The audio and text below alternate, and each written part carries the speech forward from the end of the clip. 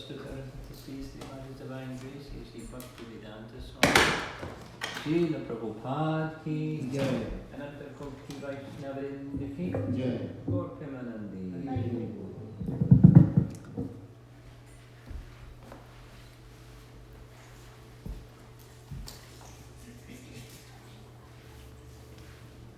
Feels a little different, but this is our Sunday feast program.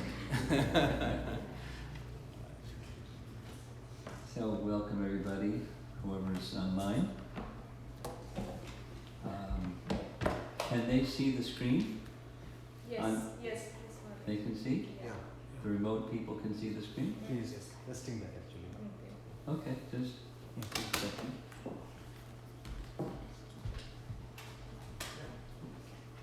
The Chicago Temple for the previous month had as a theme, as far as I understand it, something to do with trust. And this is a continuation, although we're already in the month of April, no problem. The topic here is trust, the trustworthy.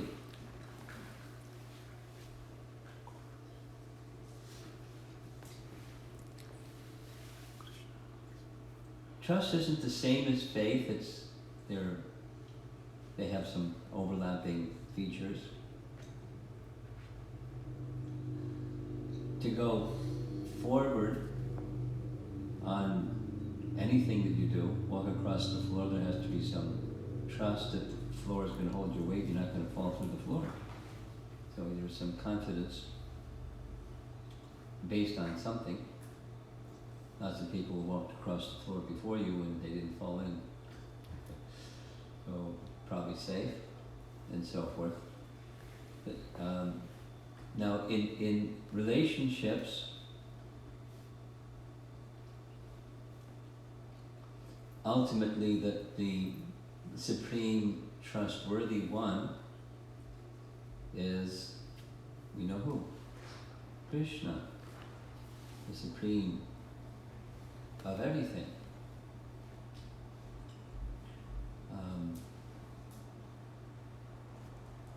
One of our researchers sent me a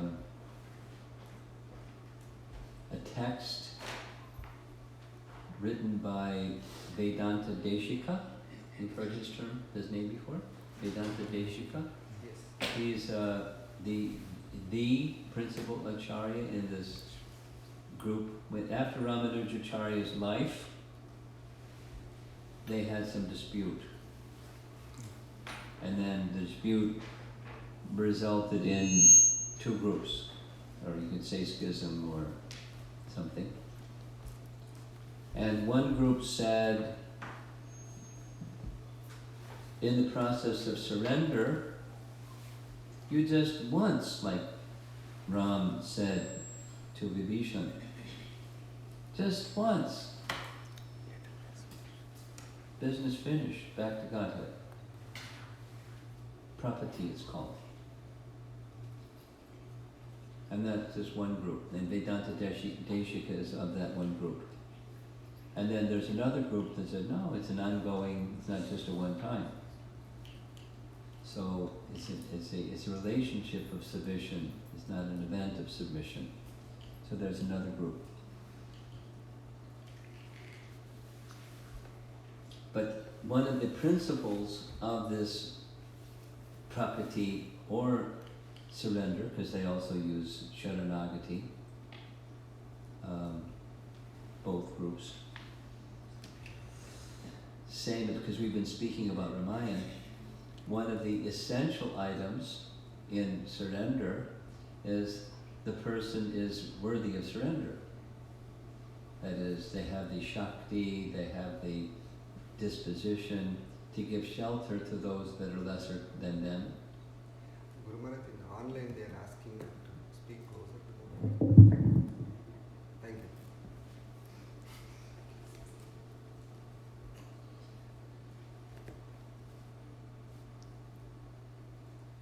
I was going to make a joke.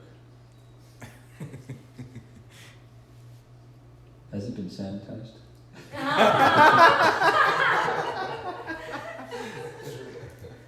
Yes? No, Guru. It's true, right? There's a sanitizer. Put some on a cloth and put the cloth over this thing. I want to be a good boy. Nobody can say he's not being a good boy. There's some people out there that are worried about what I'm doing.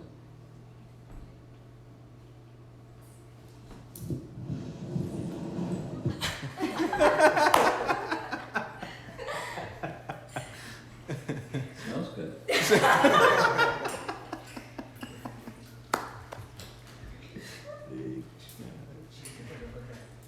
Yeah, she's going to take care of it.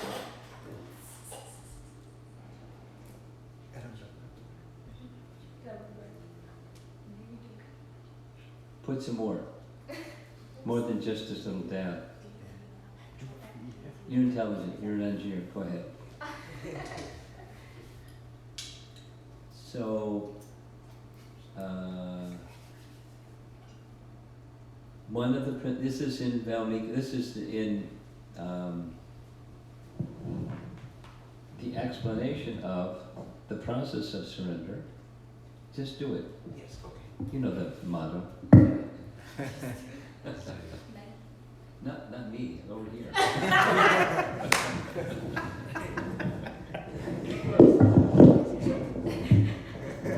Okay, fantastic. Okay, good. Okay.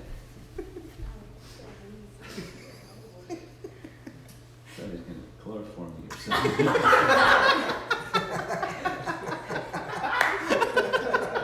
Okay, so here we go. Govindaraj. This is Ramayana.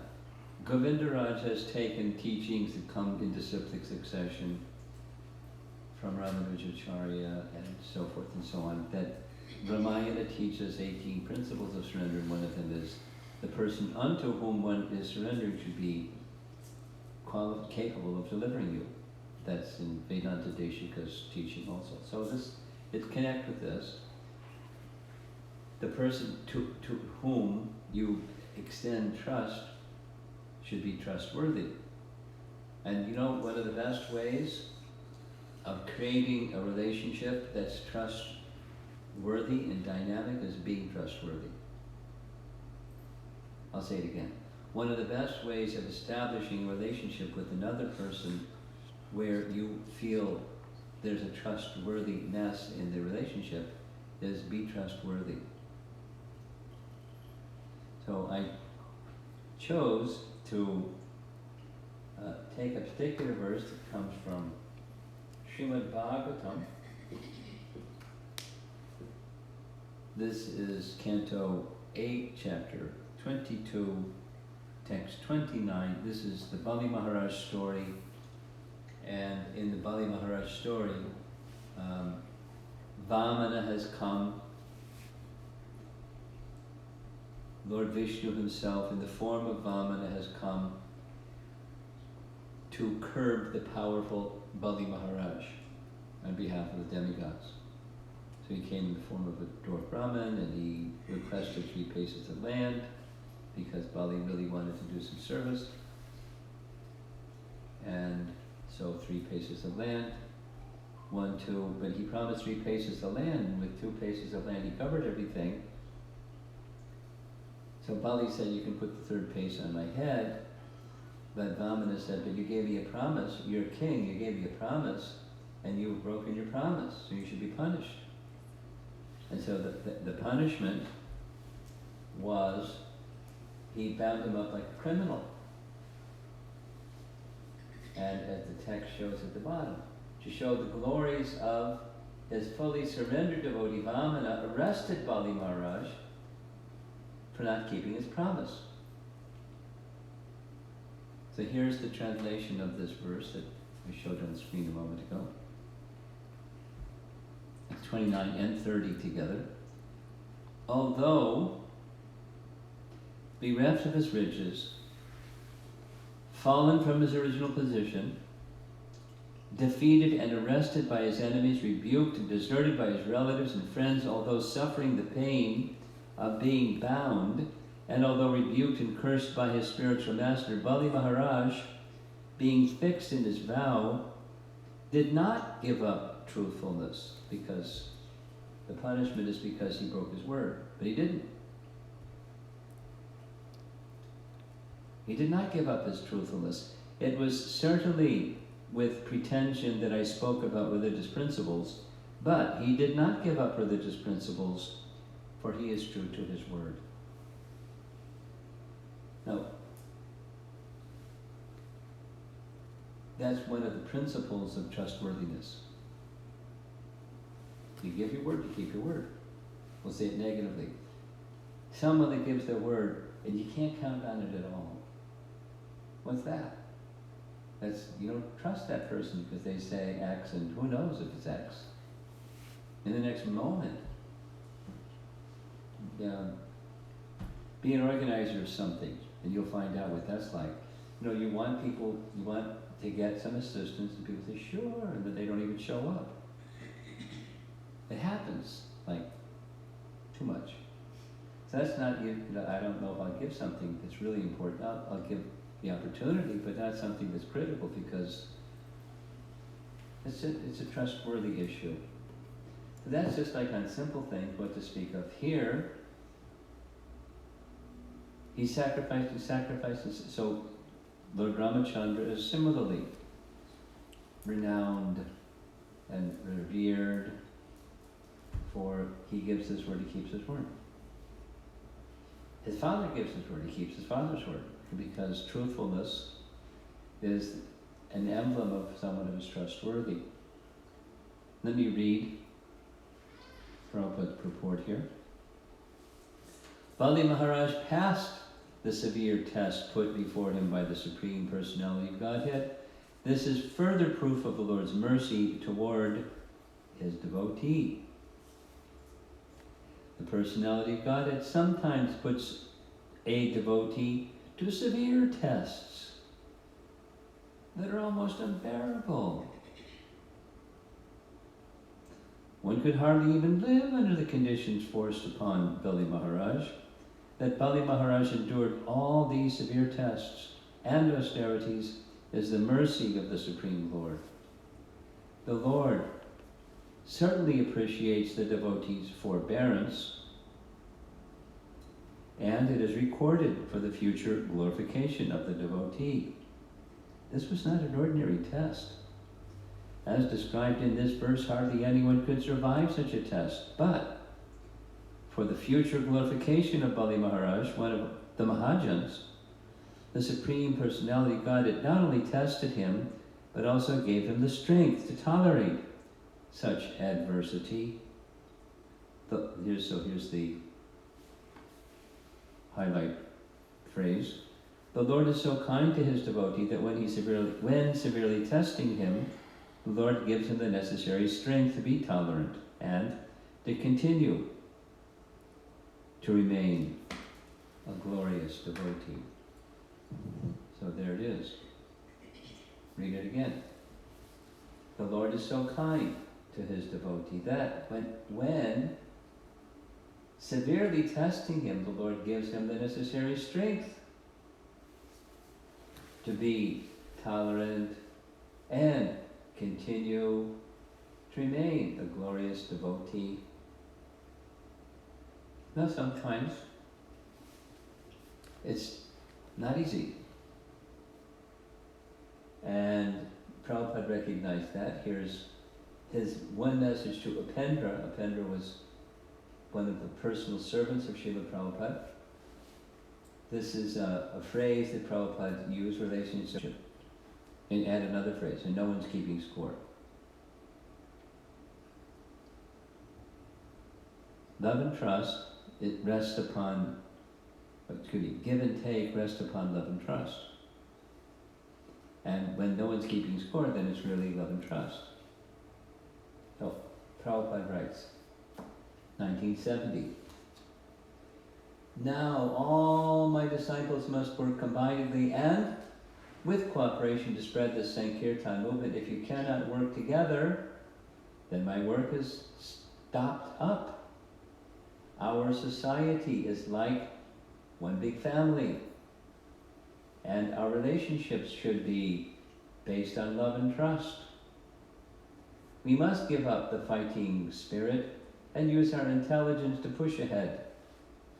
You should accept help from your God brothers. I don't know what the circumstance was, but diamonds in the rough, you've heard that phrase? That they weren't really polished people, doing things together, and someone, and sparks would fly. So it wasn't surprising. It's this material world, and unrefined neophytes do that in 1970, and they're doing that in 2020. So we're unrefined neophytes. Many. So now what do? Based on love and trust, we work combinedly and with cooperation. So one who can do that, not just in name, but one who can do that in fact and in principle, that's a trustworthy person. So what I'm going to do here is invite you to do some self-evaluation. How much am I worthy to receive the trust of others? Because one of the things that people do, rather than being trustworthy, is they evaluate whether others are trustworthy or not. But so back to the starting point. If you want a trustworthy relationship, the first step is be the example. Be trustworthy. So how are we doing how are you and I and each one of us doing in the trustworthy department? Are we worthy to receive the trust of others? So this list, with one exception, I added one at the end. This list comes from a devotee in the UK. His name is Akrura, and he sees himself as a mentor for leadership. I don't even know if he has a leadership role, but he likes the topic. And I received this from him. So these are some standards that we can self-evaluate how we're doing. Keep promises and honor commitments. That's like the Bali Maharaj or the Ramchandra or any other scriptural example. You commit to do something, you keep your word. So, not only like the really high ones, like vows of initiation and marriage vows and those kinds of things, but like, we'll be here at 5:30. No, I don't need to elaborate. Indian Standard Time, it's like, and that's not trustworthy. It means, you know what it means, I'm important and you're not so important, so you can be there on time, that's okay because you're not so important, I'll come when I want to come, because I'm important. There's a meeting and people are waiting. Anyway, keep promise, you make some commitment and maintain your commitment. It can be small things, it can be meeting things, it can be big things, but be consistent. Be careful what you commit to, and when you commit to, be on time, or keep your commitments, or uphold your word. And here's what you do if circumstances arise that say something unexpected came up, and because of the something that's unexpected, I am unable to meet this commitment.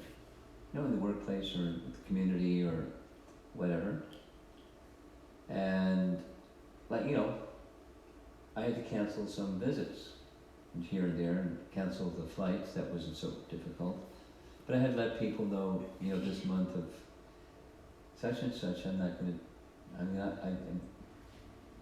to travel. So I hope that's okay, because I'm not going to travel, because we're advised, oh, it's okay. But it's not like don't communicate. If you can't meet your commitments, you communicate. I mean, anyway, it's okay if circumstances arise and you're not able, you don't have to like beat your head against the wall if you can't, if circumstances just don't permit. But you communicate and get, as best you can, at least get the blessings and well wishes of the other person. Oh, no problem. I understand. Keep promises and honor commitments. That's a way to earn trust. Acknowledge and apologize for my mistakes.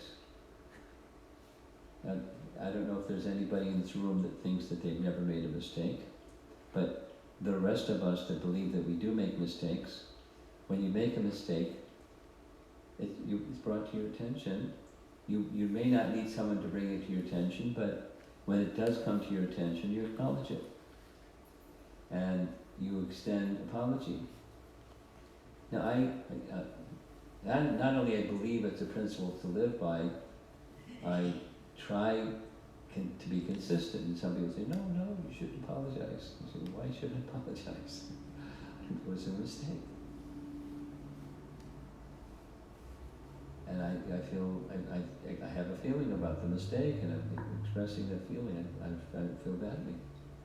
So, that garners trust to a person who acknowledges and apologizes for their mistake.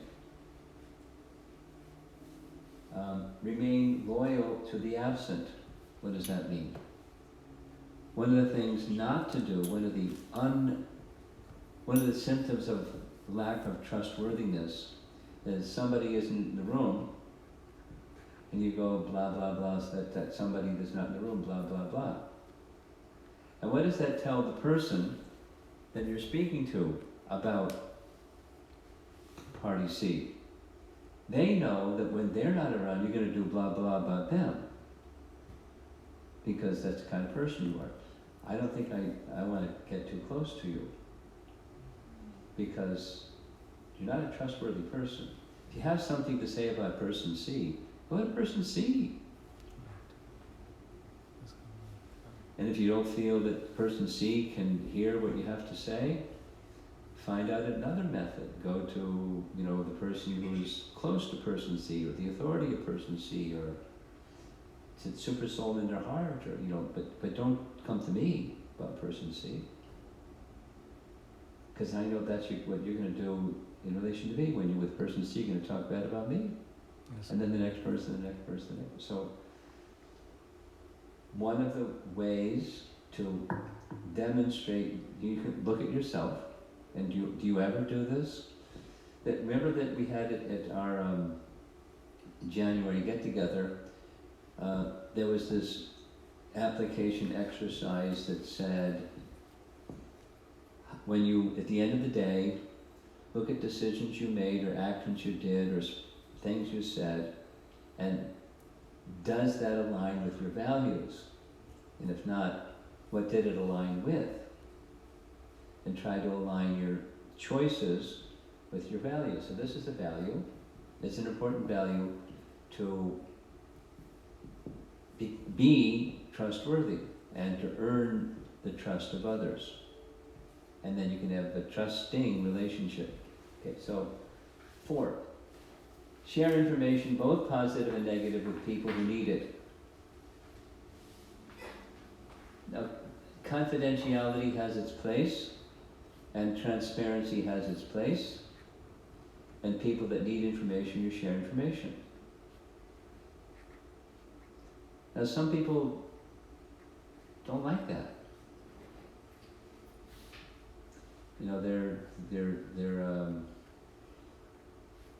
But then they also don't like, I wonder where this person is at. You know what I mean? There's a certain individual I'm thinking of. You probably will know who the individual is without my saying their name. There's no question where that person is at, because they're very clear, very direct, and some people don't like how direct they are, but they're used to people not being clear and direct. but they're really direct. And if they feel something, they'll think about it and say it directly to a person A, not to person B about person A. They're very direct. And then you don't have to, I wonder, what's up with that person. That you know exactly. You may like or not like what they said, etc. But they're information with persons. It's not like everybody in the universe, they go around talking blah, blah, blah. I have this feeling about such and such. But they'll speak directly to the person. And where it's impactful on the life of somebody, you make your best effort to share both positive and negative information with people who need to know. That is to say, that information is going to be impactful in their life. It's a principle that garners trust. How well are you doing in that department? Involve people in decisions that affect them. Kind of obvious, but some people are authoritarian, and some people are just, they're democratic, and some people are confused. But so there may be somebody that's kind of the system that Prabhupada modeled for us. He very clearly was the authority, but he would ask people. My sense is he was modeling, here's how you should lead. But so he would ask people, what do you think? And then sometimes devotees would say, whatever you want, Prabhupada, that's what I think. And he would get a little irritated and say, no, I want to know what you think. He was going to make the decision, but he was consulting, involving people in the decision-making process. At least my understanding is, he was modeling how we should make decisions. That is, you involve people in the decision-making process. You may be the authority, you've got to decide. But you involve them in at least consulting, what do you think, what do you think, what do you think? Here's the goal. What do you think are some of the best ways to reach the goal? And it's nice, you find some really creative ideas of how to reach the goal that were not necessarily thought of by you, the decision maker. Have some boundaries and stay within these boundaries, and what are the ways to get to that goal? Give credit where credit is due is another leadership or trustworthy character or trait. I like this one, and I try to do it a lot.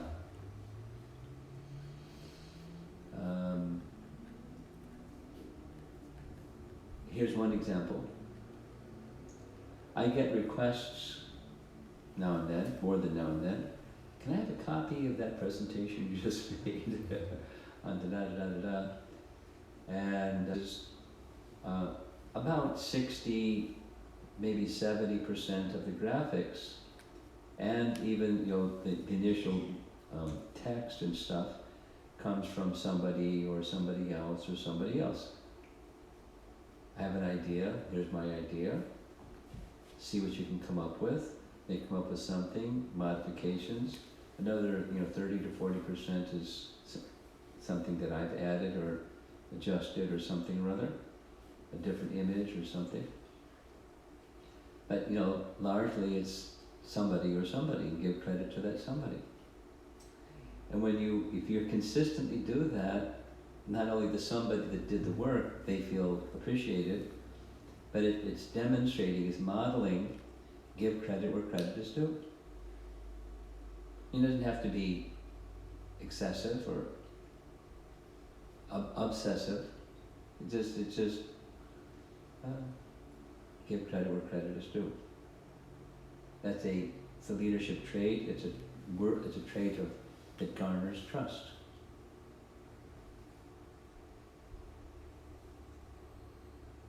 Seven, there's only 9 of these. We're going to run out of space anyways. And this is the final slide. Communicate consistently, regardless of the situation or the person's authority or influence. I mean, to some degree, this number 7 and number 4. So supposing, I don't know, supposing you're in charge of Rath Yatra. I mean, there's a lot involved in Rath Yatra. So you don't have to tell everybody everything about Rath Yatra so that you can do number 7. But the need to know people need to know. And the people that don't need to know, you don't have. So, but you don't say something to this person, then something different to that person, and yet something different to another person. Be clear what your message to communicate is, and communicate consistently. You may disclose more to the person that has to prepare the feast for Rath Yatra, specific to the feast for Rath Yatra, than everybody else about, the feast for Rath Yatra. But other than we're going to have a feast, we're going to cook for X number of people. So those are just some examples, but be consistent. You may disclose more to a person that's in the need to know, they need to know more. But avoid duplicity. Say one thing to one person, something different to another person, and something yet different to yet a third person. And then when those 3 persons start speaking to one another, they realize, wow, we can't trust this person. So, not like just protect your backside, but be trustworthy. And honest and transparent. This is similar, it seems maybe contrasting to number 7, but similar. Certain sensitive information and confidential information is to be maintained.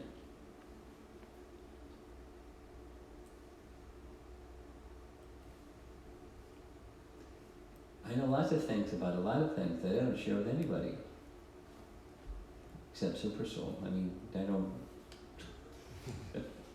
He knows everything, anyways. But it's none of somebody's business about all the things that I know about so many things. And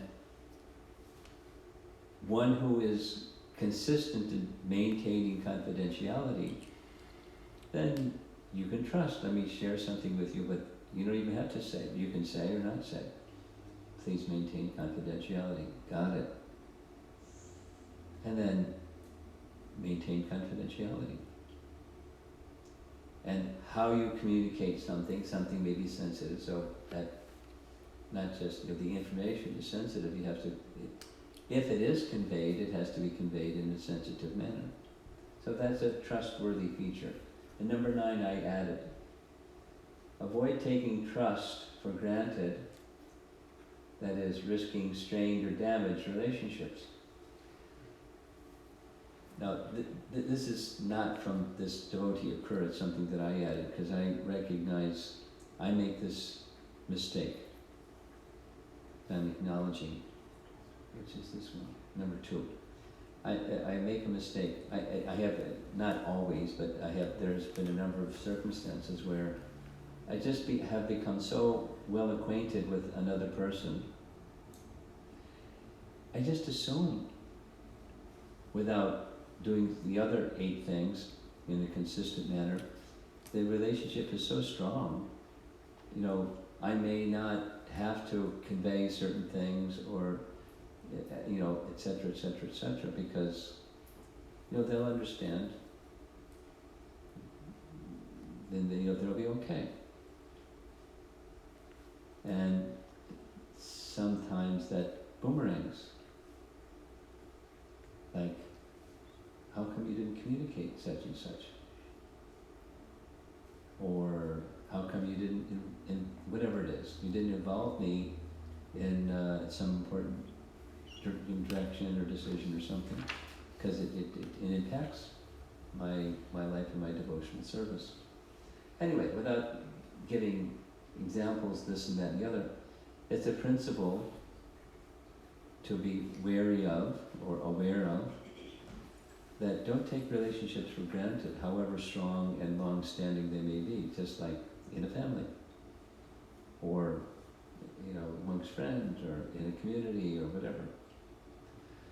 We're more, let's say it negatively, we may be more careful with new people than we are with those that we associate with regularly.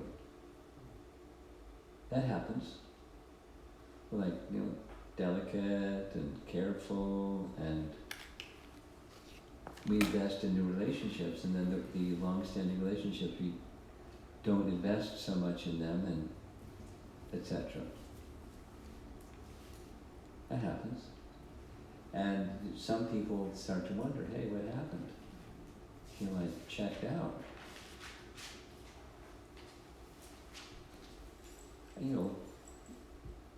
We have our limits and have our time constraints and so many things. But even if you don't communicate for a while, just don't take the relationship for granted. Spend some quality time, even if it's brief, from time to time when the occasion arises. Or create the occasion or occasions so that you can maintain that relationship in a proper way. And now back to the number 2, be open for some feedback. And when feedback comes, acknowledge the feedback. You may say, well, it wasn't quite like that, it was like this, but I understand this is how you're feeling, and gee, I'm really sorry that you're feeling that uncomfortable feeling, and I'll try to do better. So, be patient with me, forgive me, and my time is stretched like this. And so, anyway, some relationship investing in circumstances that may have left somebody a little uncomfortable and not sure if the relationship is what it used to be, and their trust level goes down a little bit. It happens.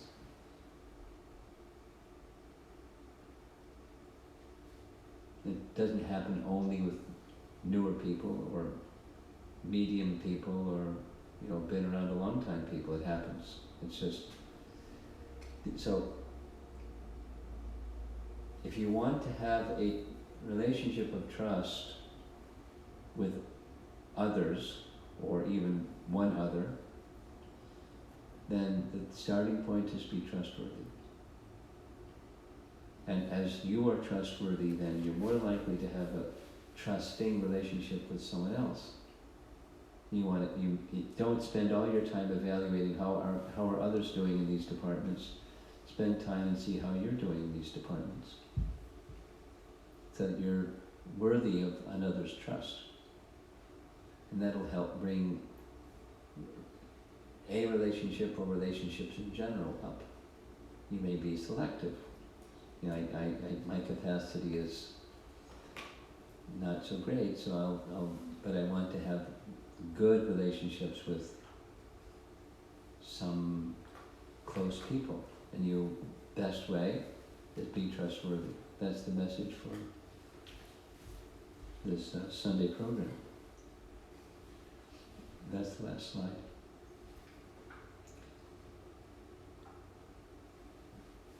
It's since the clock doesn't read right, it's 6:13. So let's see if there's some discussion.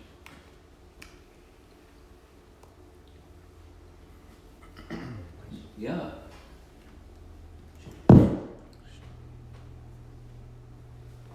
Go ahead, we have this trick system here. Hare Krishna Maharaj. My question is related to personal application. And the question is that it's a theoretical question, that if I have to choose between a relationship or a principle, then how should I go about it? Interesting question.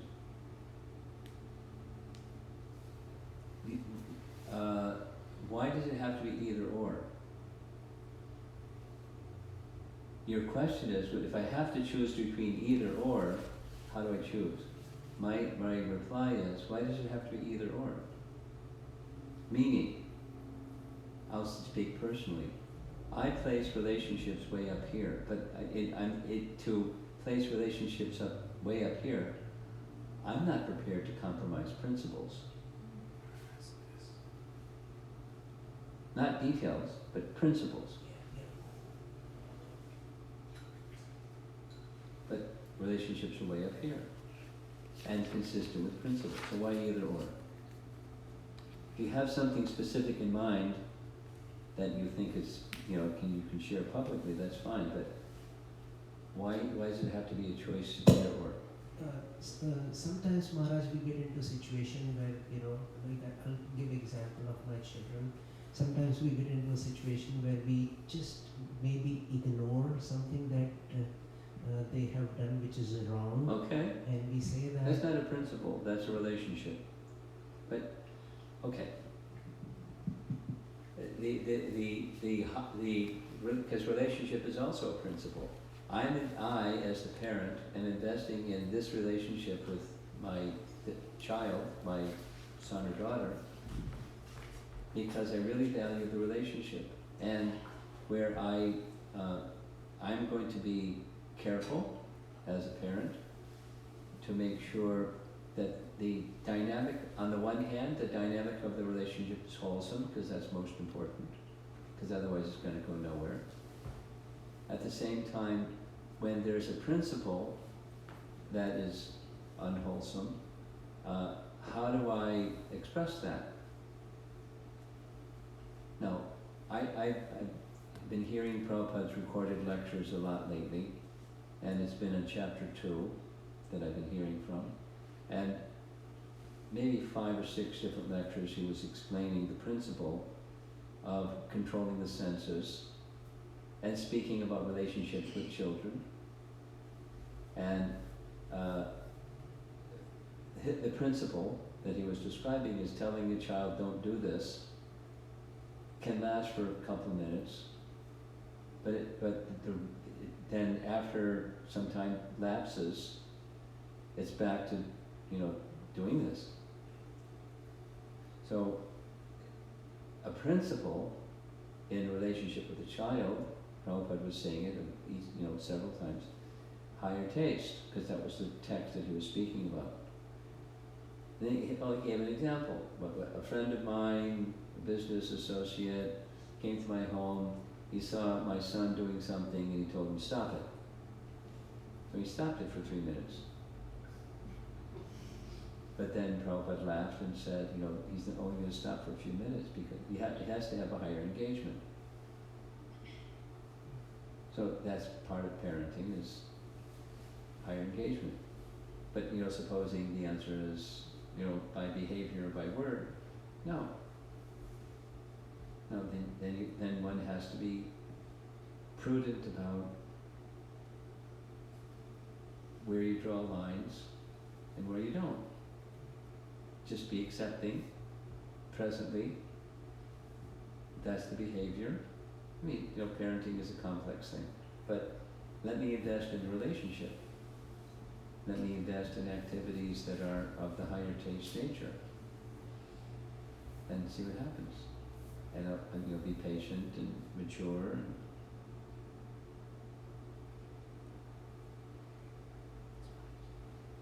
especially with teenagers.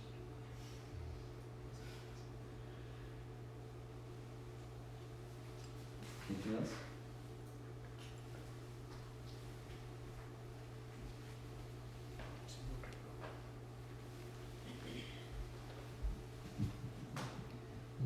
Guru Maharaj, the number 3, remain loyal to the absent.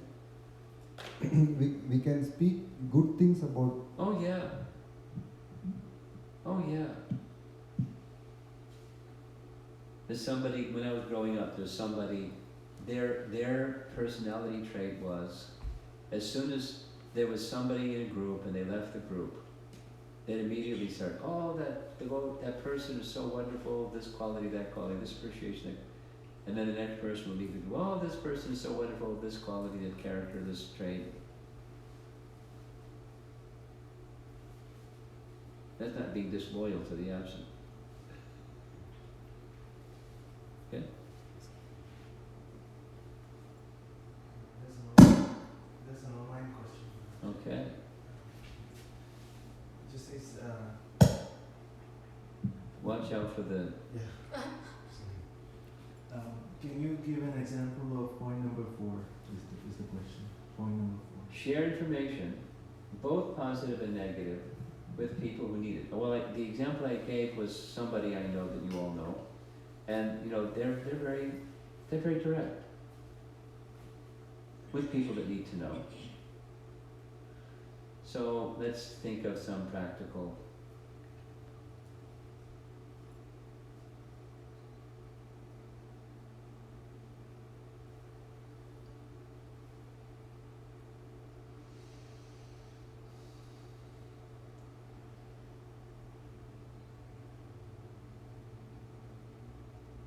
I'm thinking of a particular devotee in Houston, Texas, Houston Temple. His name is Chirag.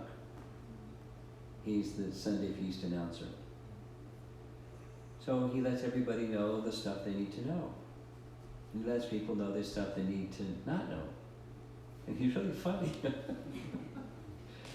He said, there's some new people here, and I'd like you to know our policy is children should not be unaccompanied, and because we are interested in giving child protection, but it must be an adult with children. So he says it regularly. Then there's a festival, so we want you to take a notice of the sign out there in the foyer that said the shoes go in the shoe rack. It's like, really. And we want you to know that if you don't put your shoes in the shoe rack, we have this big black plastic garbage bag. We come along and take the shoes that are not in the shoe rack, we put them in the garbage bag and put them over there. So if you can't find your shoes, they're probably in a black plastic garbage bag over there. I think you should know that. Or at the Chicago Temple, the parking behind the temple is for our pujaris. Don't park your car there because it's inconsiderate, and sometimes you may find your car missing because. Anyway, don't park by the side of the temple because you may get ticketed and towed, because we've had it happen. So please don't leave your valuables, on the bench here in the temple room, because this is Chicago and it's a need to know thing. It's negative, but you need to know it. It's not like, anyway, those are some examples.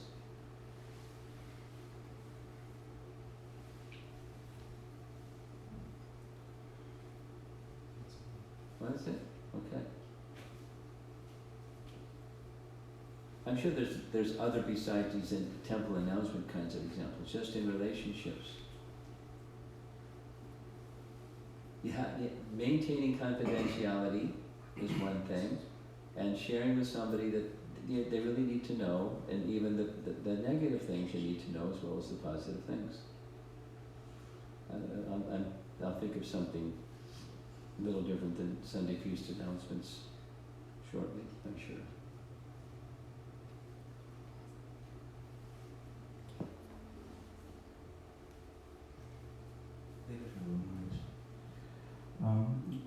I have a question on point 7, being honest and transparency.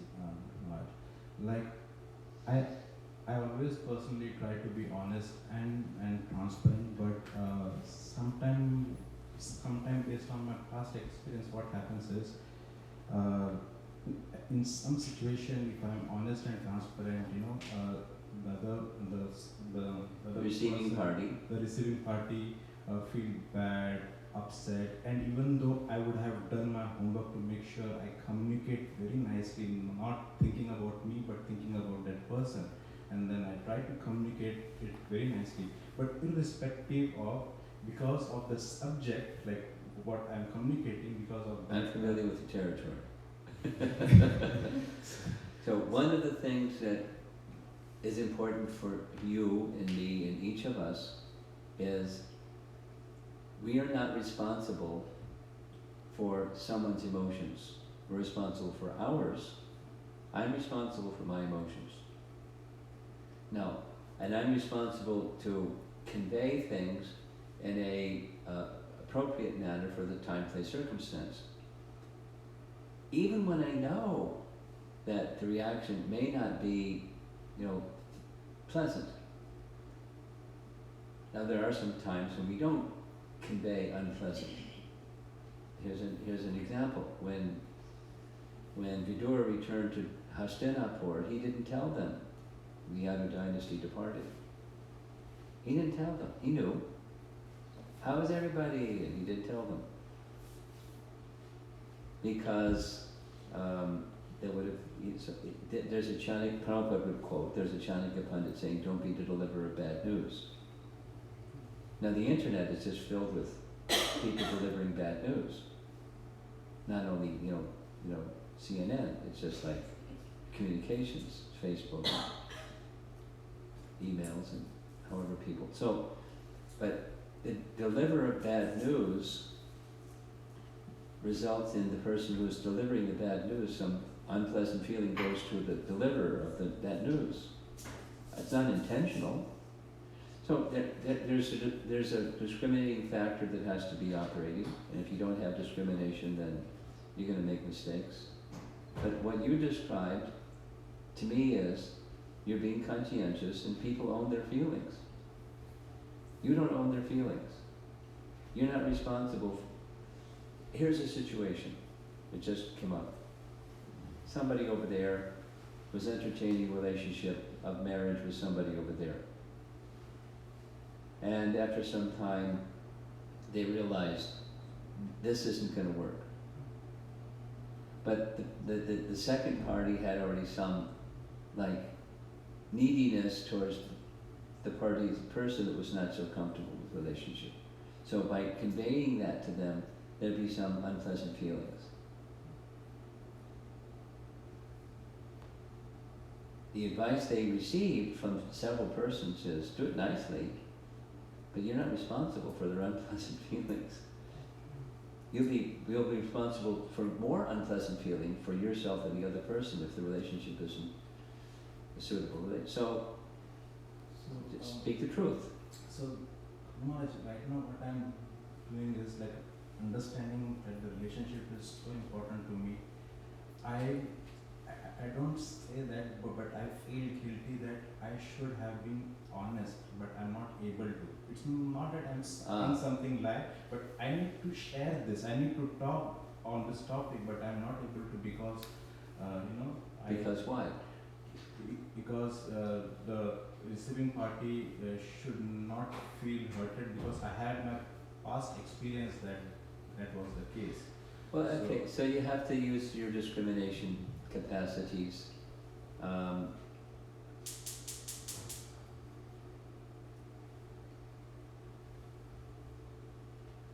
But so it requires intelligence. It requires discerning capacity to know where to go with a situation like that. Because you'll feel guilty this, or you feel guilty that, because I didn't say, or I did say. Or I said something but not everything, and then I said everything, and then it was the wrong thing. So much depends upon the relationship and the capacity of the receiving person. Both the relationship and the capacity.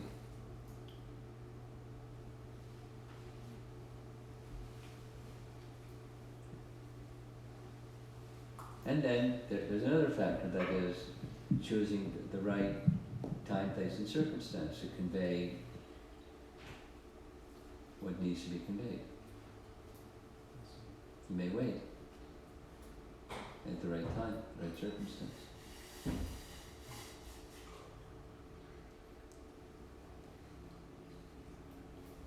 Go ahead. Shravan has one more question. He has one more question. Okay, and you have one more. I have a question. She has one. Okay, she has one.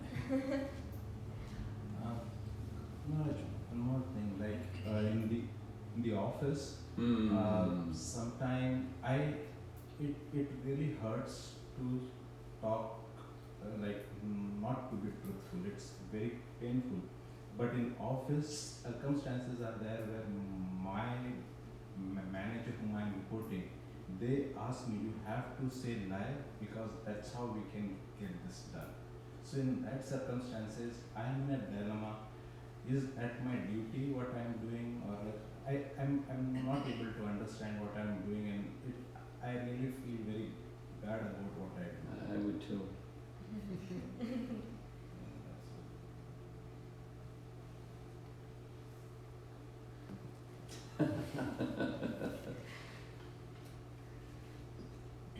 It depends on, depends on the employer, the supervisor, but I would want the supervisor to understand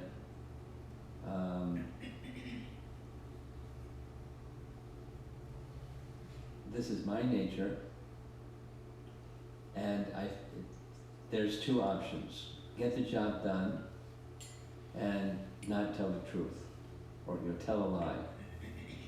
Or over there, don't tell the lie and the job doesn't get done. Then maybe there's a third option. Find another way to get the job done. Or maybe the fourth option. Find somebody else to tell the lie. Doesn't mind telling lies. But please understand what my nature is. I may be not the right instrument for lie telling because it's going to get the job done. In this world, anyway, so it depends on the so many things. The employer, what is you're being asked to say that's not truthful.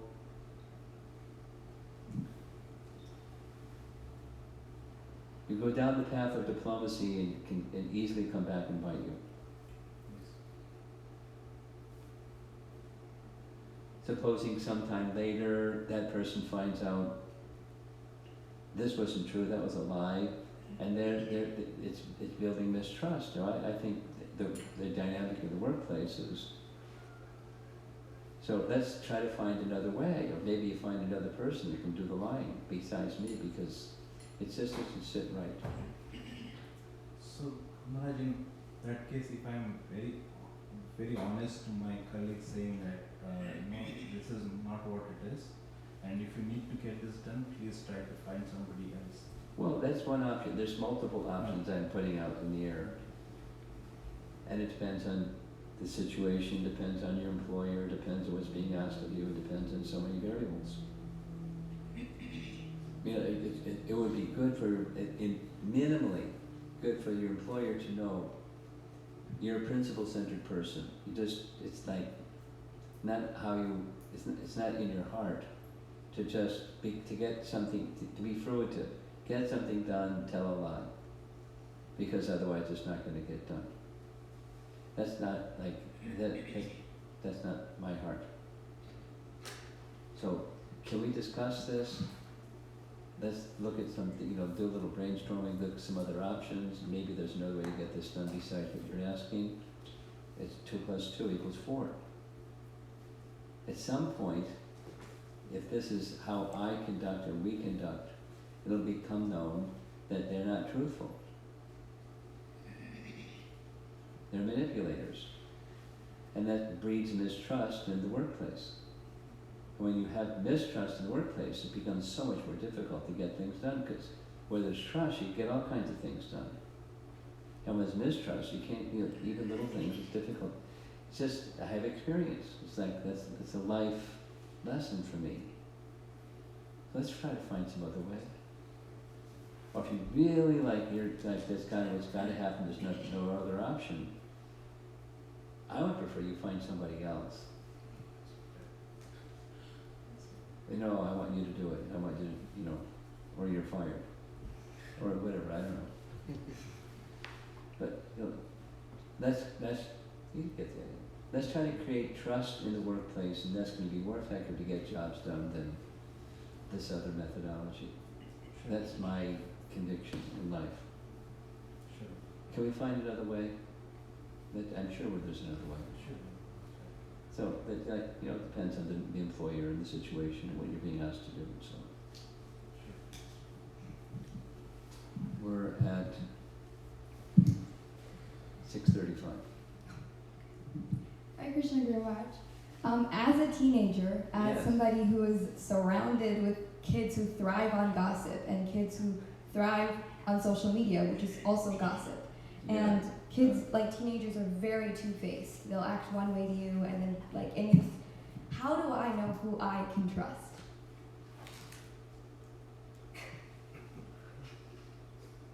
Well, the starting point and the ending point of what I spoke is, the first step is be trustworthy.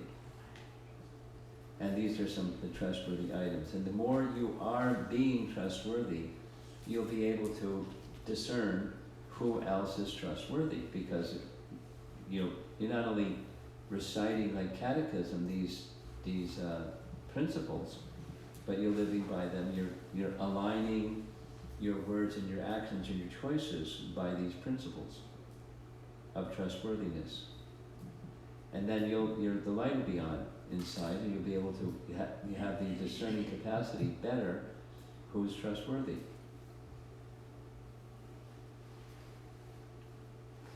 And it's so, let's say it negatively, it's not that, somebody messes up once with one of these things, okay, they're in the garbage can now.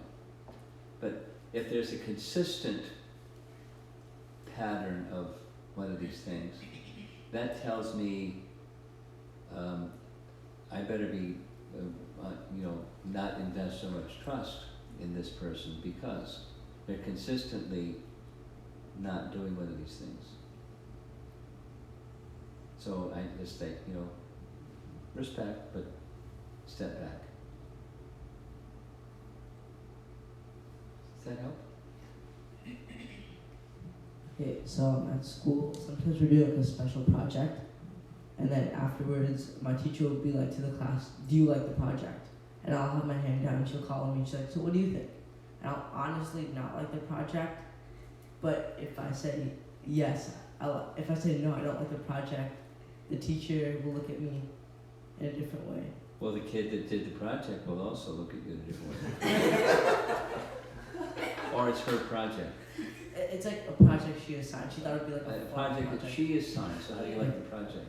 I didn't like the project. Okay, well, here's Anutama gives a course in leadership, and one of the rules in his course, because he says it 25 times, it's like it sticks. Appreciation, room for improvement, appreciation. You've heard that one? When you're giving feedback, it's this kind of this wasn't so good. It's not just diplomacy, it gets the message across in a more palatable and effective way. Well, let me say some good things, and let me say some room for improvement things, and some good things. In one sense, it's diplomacy, but it's probably not like the entire project is garbage. I thought that was really effective, and that was really, that was sweet. And here's some areas of improvement. And then, you were really creative. You came up with an interesting way to approach the project. But so you're not just throwing tomatoes at her.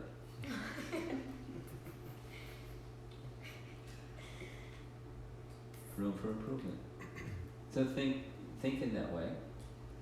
Because generally things are not just like black or white, there's a mix. So you give that kind of a feedback. And then not being dishonest. you may, you know, if she asks, well, you put these things on the pan scale, where do you feel there's more this, more, you know, room for improvement, or more it's good? Well, I have to think a little bit about it, but kind of, I'm leaning a little bit more in the room for improvement side. But I'm sure it could be, you know, really fantastic if the room for improvement side got some attention. It's not just like buttering up the teacher, it's being effective, give feedback in a way that's going to be more effective than you could just throw tomatoes. Or be dishonest with yourself and say, hey, it was great. Okay. One more online question. One more online. Okay, then we're done.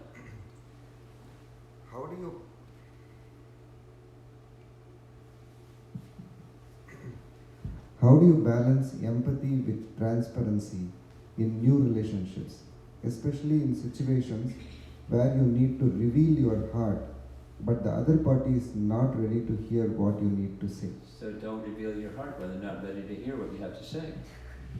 Be patient for the right time.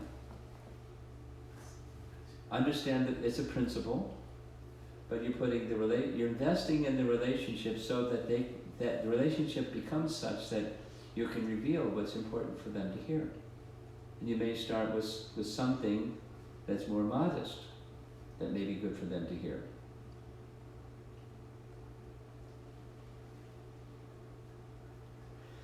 Here's an example. Somebody was sharing with me, you know, I go around telling people they should stop eating meat. Just the way that they wrote it sounded like they got a stick in their hand and going whacking people with a stick in their hand. It's not that they're wrong, but you know, going about it in a way that's not going to be so effective. So you may wait for the right time by investing in the relationship so people can understand and sensitivity to the other person. And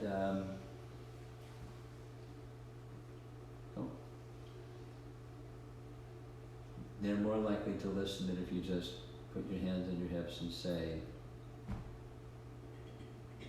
you need to hear this, Prabhu.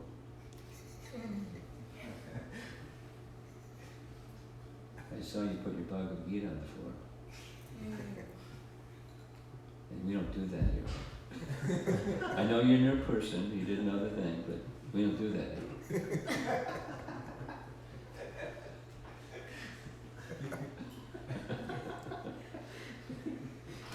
Because you're offending Krishna, you're going to go to hell if you do that.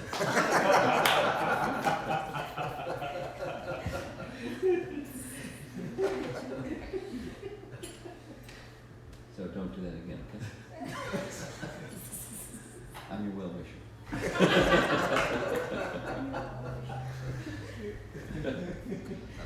Srila Prabhupada ki jai.